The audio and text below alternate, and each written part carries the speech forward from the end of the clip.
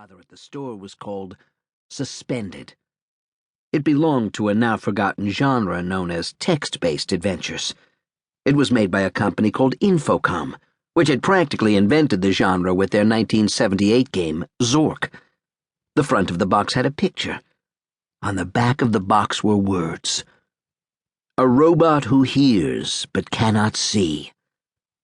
You are suspended, physically immobilized, frozen but alive. 20 miles beneath the surface of an automated planet.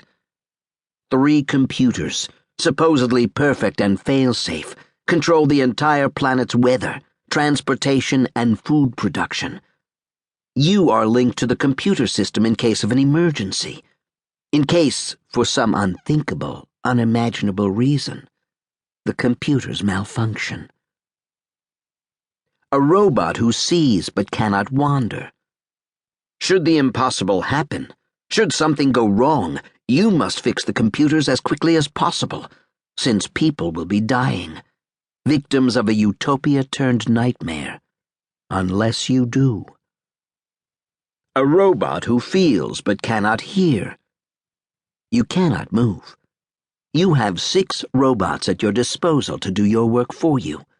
Highly specialized, programmed robots, all obedient, all helpful, all individualized.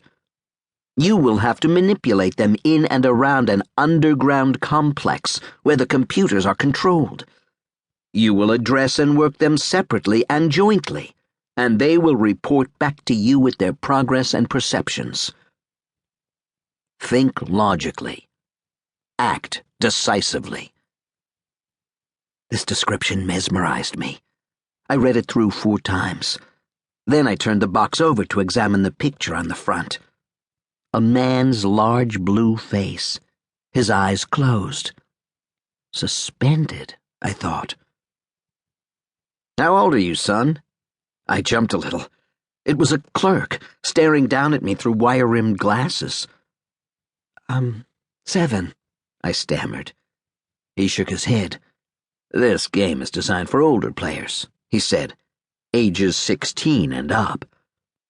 He took the box from me and replaced it on the shelf.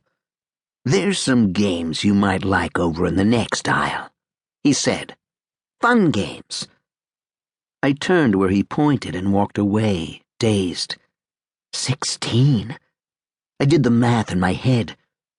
From 7 to 16 is 9. 9 years until I would be 16. I couldn't wait 9 years. I stopped. The aisle was piled with brightly colored boxes. I looked at them. Games about mazes, baseball. There was even a box with Big Bird on the cover. No way. I turned around, leaned past a shelf piled with computer manuals to scan the aisle I just left. The clerk had his back to me, talking to another customer.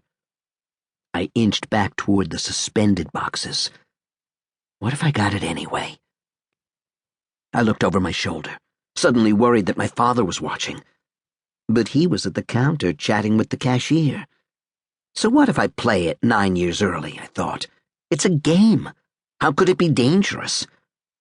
I'm going to get it, I decided. I crept up and snatched the box from the shelf and walked as quickly as my legs would carry me to the counter. Hurry, I thought, looking back for the bad clerk. My father glanced at the box, nodded. I gave it to the cashier so he could ring it up. The cashier looked at me, but he didn't say anything. My father had the radio on as we drove back from the store. President Reagan was on it. He was talking about Iran. He said that the best gift human beings could give to the future was an error-free world. We will not stand for error, Reagan intoned. Eliminate error, my father whispered to himself. No more error, I thought. Outside the car windows, the giant summer daisies turned slowly on their stems. The road beneath us vibrated like an eyeless, earless, noseless robot. Deep summer blue above, the color of swarming airplanes. Everything is about to change, I thought.